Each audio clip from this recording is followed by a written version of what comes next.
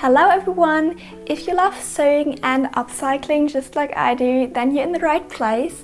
This is the first video of a series in which I will share everything about upcycling I've learned, along with some practical advice to get you started.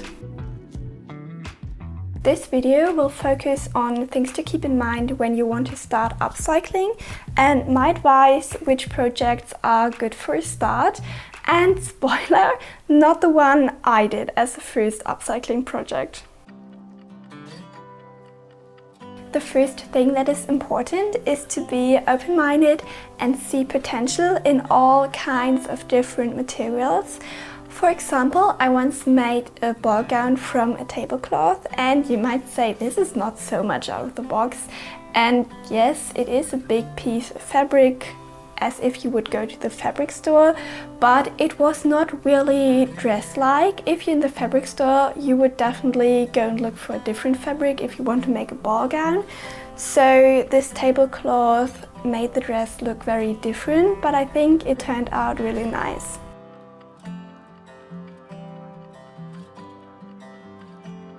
What is very different but also kind of similar to regular sewing is that you have to be patient. And I mean, when you're upcycling, you have to be even more patient, because when you do regular sewing, you can buy the perfect fabric for your project, you can maybe use a sewing pattern, and then you basically don't have to worry about anything. But when you're upcycling, you have to look a bit more at what you have and what you can turn it into. For example, if there are some seams that you want to keep and incorporate into your new garment, then you have to keep that in mind and just work around it. So it's kind of a bit more complicated, but I think that's also the fun of it. Lastly, you should take a look into your own closet, because I'm pretty sure that there are some things you never wear or they simply don't fit, and these items are perfect to turn them into something new, because then you don't even have to buy something to make something, which is amazing. And don't overthink this. You can also just take a pair of jeans that doesn't fit and make it fit, and then you have another pair of jeans that doesn't just take up space, but you can actually wear it. And also a habit that you can do is that when you ever want to throw something away, is to ask yourself, can I make something new from this? And then you can kind of keep a pile of things you want to turn into something new, but don't let this pile get too big, because then you just have another pile of clothing you never wear. Now that we have that out of the way, here are my tips to find your first upcycling project. And the first tip is to focus on functionality and fit, because if whatever you make doesn't fit you, you will never wear it. And I speak from experience. I already made so many different garments that just don't fit wide, and I never wear them. And the other category I never wear is dresses that are just too fancy, because they need an occasion, and those occasions just don't happen so often, sadly. So just try to make something that you will actually wear, because upcycling is also about reducing waste. And if you make something and you're creating waste by doing it, it just all doesn't make any sense.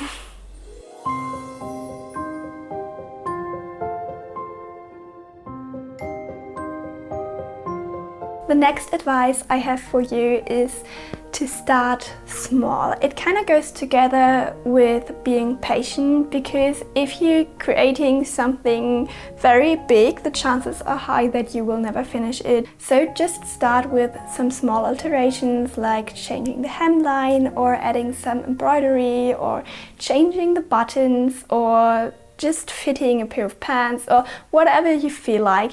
But also, if you're feeling very, very motivated to do something amazing, then just go for it.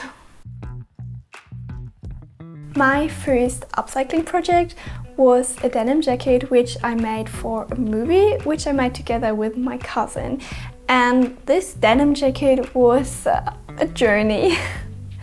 First of all, I didn't know how to make a jacket. I did make a jacket before, but it was not looking good. It was okay from far, but I had no idea how to make a jacket.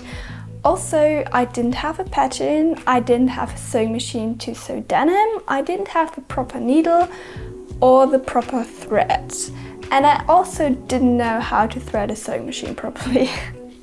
So all of this basically resulted in the thread snapping every few stitches, and after it snapped, I opened the bottom of my sewing machine, and then I took out the bobbin thread, threaded it into a needle, and with the needle I threaded it back up through the sewing machine, which is totally wrong. Don't do this. This is the absolute worst way to thread your sewing machine, but I just didn't know better, and that just all took so incredibly long. And also I used a whole lot of grommets on this jacket, and I didn't have the correct tool to make the grommets. So they all looked very bad. But still, I think I liked making the jacket. It's already quite a long time ago. But it would have been a lot better to make something easier, to just have a lot less struggle. For example, things that are a lot better to make are things that are not clothing. Because if you make something that doesn't have to fit your body, it just has to fit within itself, it just makes it a whole lot easier. What is very good to make are bags. And there's so many different bags, like a pouch for your cosmetics or your cables, or maybe a backpack, or a tote bag, or maybe a sleeve for your laptop. So the possibilities are endless. That is why in my next video I'm going to show you how to make a bum bag similar to this one from an old pair of trousers, so stay tuned and don't forget to subscribe so you won't miss a video. And in the meantime, you can go check out this video where I fit and paint an old pair of jeans. See you!